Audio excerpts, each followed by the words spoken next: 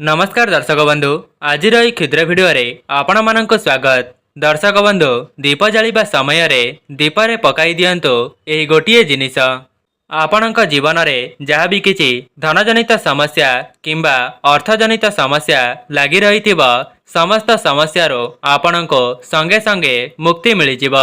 ता सहित आपणकर समस्त मनस्कामना संगे संगे ही पूर्ण होइजिब। दर्शक बंधु सनातन धर्म रे प्रत्येक लोक मानक घरे गोटिए ठाकुर घर तो निश्चित थाए एवं आमे माने मनर शांति पाई भगवानकर सदा सर्वदा पूजा करिथाउ। ता सहित भगवान को प्रसन्न कराइबा पाई दीप मध्य जलाई थाउ। जेमिति कि आपण माने जानिथिबे जागर एवं दीपावली समय रे दीप लगाइबार बहुत अधिक महात्म्य रही थाए। दर्शक बंधु जो माने भी यही वीडियोटी को देखुचंती आपण माने तो सकाळे एवं संध्या समय रे भगवान को प्रसन्न कराइबा पाई गोटिए दीप तो निश्चय जलाउथिबे। तेबे मु आपण माननको वीडियोर आगरे बताइबी जे आपण माने दीप जाली सारिबा परे दीपरे एमिति केउ चारोटी जिनिस को पकाई देबा द्वारा आपणक जीवन रे वर्ष वर्षर दुख दारिद्रता किंबा धनजनित समस्या किपरि दूर करि परिबे। ता सहित लक्ष्मी नारायण आपणक उपरे कृपा दृष्टि को वर्षा करिबे। आज्ञा हाँ दर्शक बंधु जदि आपण माने ऋण करजरे बुड़ी जाइछंती किंबा धनजनित समस्यार सामना करुछंती तेबे भिडियोटी खास आपण मानक पई। एही उपायटी को करिदेबा द्वारा आपणक घरे जहाँ भी किछि नकारात्मक शक्ति भरी होई रहिथिबा से सबु दूर हेबा सहित आपणक घर को सकारात्मक शक्तिर आगमन हेब। जदि आपणक घरे पूर्वरु मन मतांतर किंबा कली झगड़ा लगी रहुथिबा तेबे से सबु मध्य खूब कम समय मध्यरे दूर होइजिब। दर्शक बंधु दीप को भगवानकर प्रतीक बोली माना जाइथाए। दर्शक बंधु एमिति भी किछि लोक अछंती जो माने दीप लगाइबा समय रे निजर मन कथाटी को भगवानक निकटरे जणाई देइथांती जहा द्वारा ईश्वर मध्य सेही व्यक्तिर मनस्कामना को खूब शीघ्र पूर्ण करि दियंती। दर्शक बंधु आपण मानक मनरे प्रश्न आसुथिबा जे दीपरे एमिति कौन पकाई देई चाली देबा द्वारा आम जीवनरो समस्त दुख कष्ट दूर होइजिब। आज्ञा हाँ दर्शक बंधु जो उपायटी मु आपण मानको बताइबा पई जाउची जदि आपण माने सेही चारोटी जिनिस मध्यरो कोनोसी गोटिए जिनिसटी को दीपरे पकाई जाली देउछंती आपणकर धनजनित समस्या सबुदिन पई दूर होइजिब एवं आपणक घरे माँ लक्ष्मीकर स्थिरवास सदा सर्वदा रहिब। दर्शक बंधु एही विषय रे संपूर्ण भाव में जानिबा पई आपण मानकु अनुरोध वीडियोटी को स्किप न करी शेष पर्यंत अवश्य देखंतु। जदि आपण माने वीडियोटी को स्किप करी देबे तेबे आपण माने बहुत सारा मूल्यवान कथा को हराई देबे। दर्शक बंधु संपूर्ण विषय रे जानिबा पूर्वर आपण मानकु अनुरोध वीडियोटी को लाइक करी कमेंट बॉक्स रे जय माँ लक्ष्मी जय जगन्नाथ अवश्य लिखि दियंतु।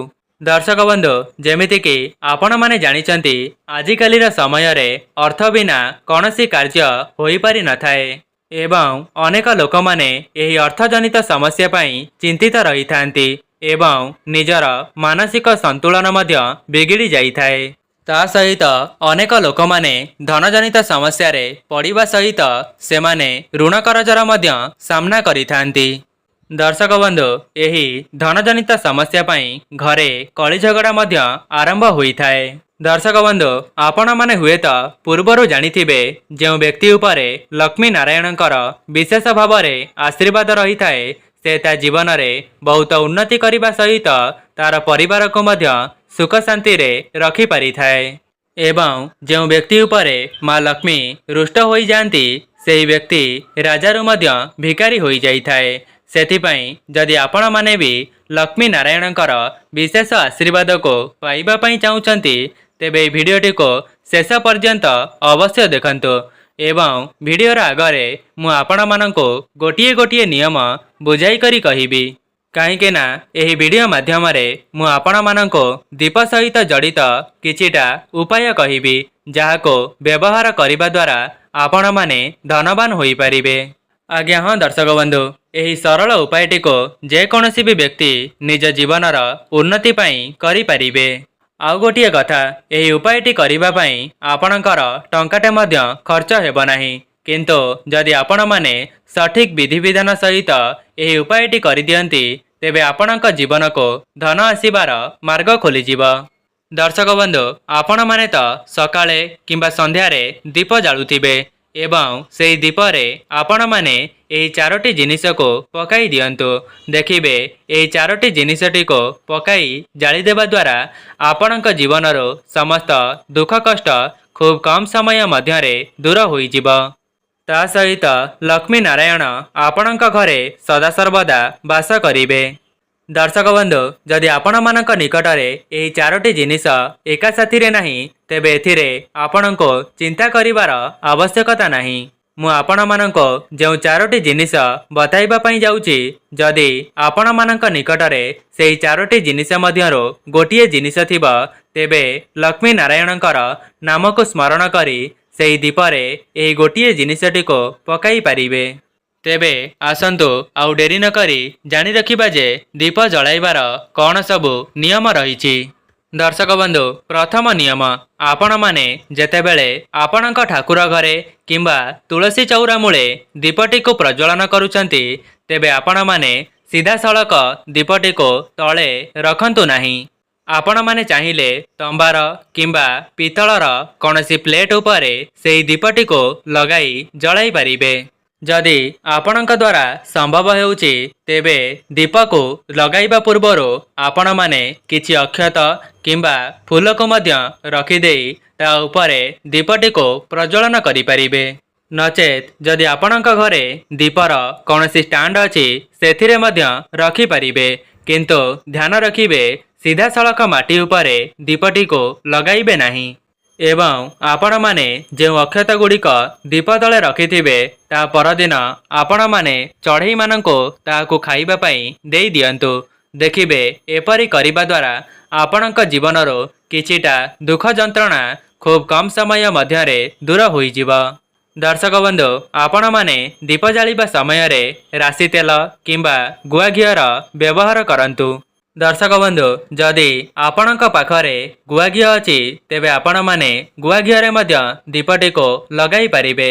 ନଚେତ୍ ଯଦି ଆପଣଙ୍କର ଗୁଆ ଘିଅକୁ ଆଣିବାର ସମ୍ବଳ ନାହିଁ, ତେବେ ରାଶି ତେଲରେ ମଧ୍ୟ ଭଗବାନଙ୍କ ପାଖରେ ଦୀପକୁ ଲଗାଇ ପାରିବେ। ଦର୍ଶକ ବନ୍ଧୁ, ଆପଣମାନେ କେବେ ହେଲେ ବି ନିଜ ପୂଜା ଘରେ ସୋରିଷ ତେଲର ଦୀପକୁ ଜାଳିବେ ନାହିଁ।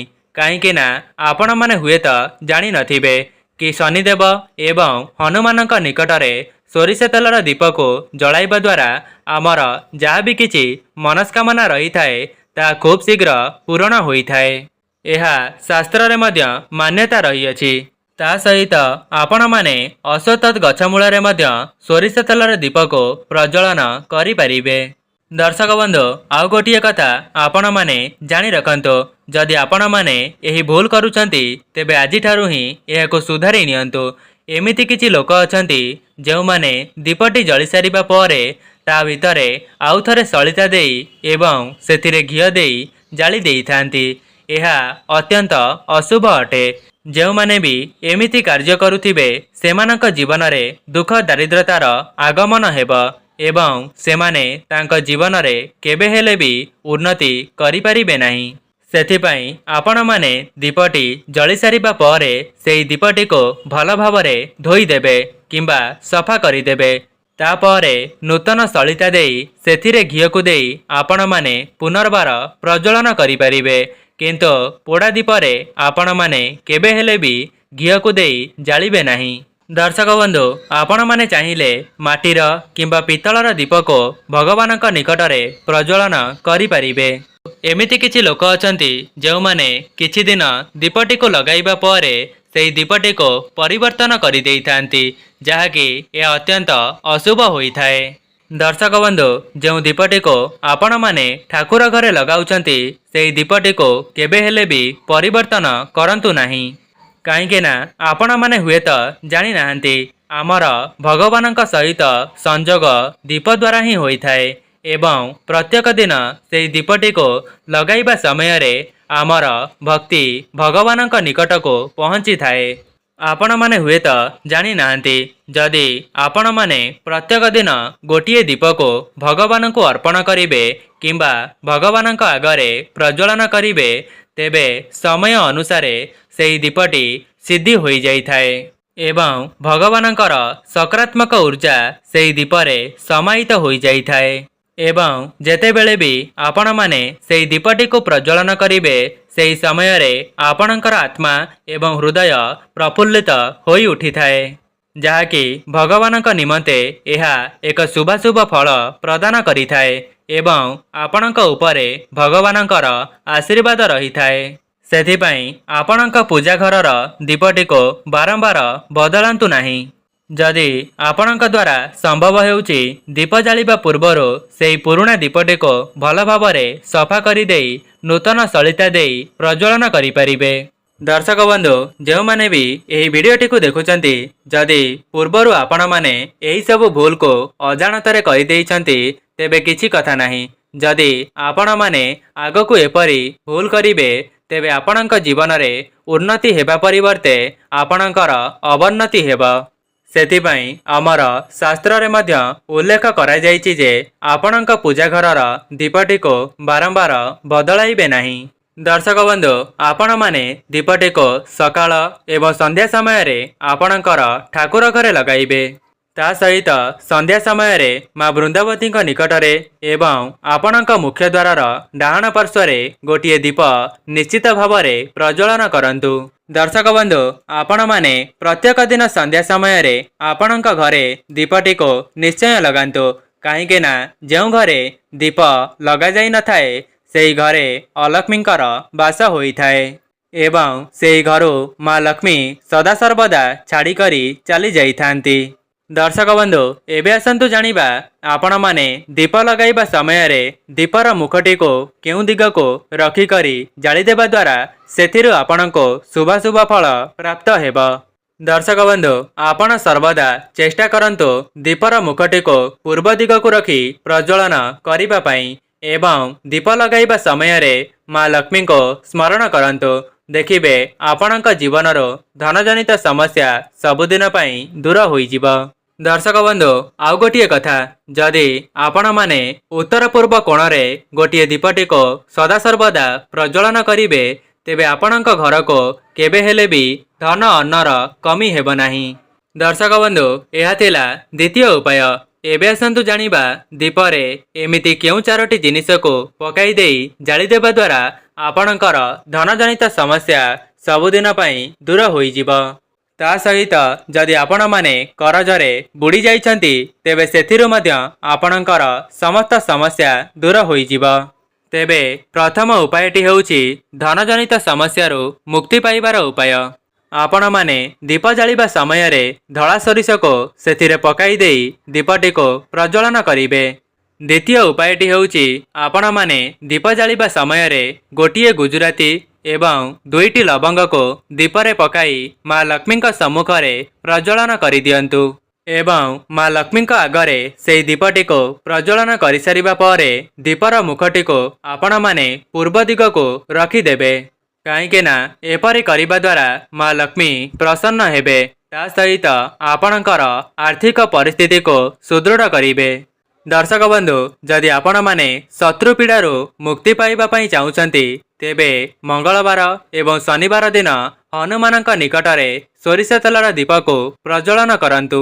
ତୃତୀୟ ଉପାୟଟି ହେଉଛି, ଯଦି ଆପଣଙ୍କ ଘରେ ନକାରାତ୍ମକ ଶକ୍ତିର ବାସ ହେଉଛି କିମ୍ବା ଆପଣଙ୍କୁ ଲାଗୁଛି କାହାର ନଜର ଦୋଷ ଆପଣଙ୍କ ଘରେ ରହିଯାଇଛି, ତା ସହିତ ଯଦି ଆପଣଙ୍କର କାର୍ଯ୍ୟରେ ବାଧା ସୃଷ୍ଟି ହେଉଛି, ତେବେ ଆପଣମାନେ ଥରେ ମାତ୍ର ଏହି ଉପାୟଟିକୁ ପରୀକ୍ଷା କରି ଦେଖନ୍ତୁ।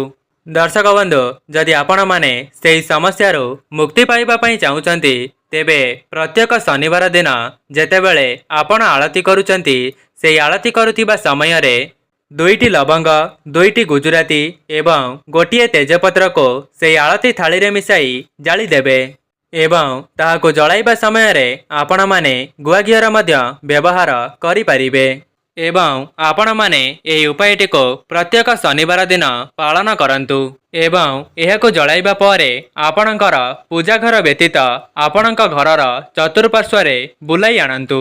दर्शक बंधु यही उपायटी करने द्वारा आपणक जीवन में जहाँ भी किसी कष्ट समस्या किंबा धनजनित समस्या लगी रही तेबे से सबुरु मध्य आपण माने मुक्ति पाइजिबे। तेबे दर्शक बंधु जदि आपण मानंको यही वीडियोटी भल लगी थाए वीडियोटी को लाइक करी कमेंट बॉक्स रे जय मां लक्ष्मी जय जगन्नाथ अवश्य लिखि दियंतु। आज पई रहउची नमस्कार।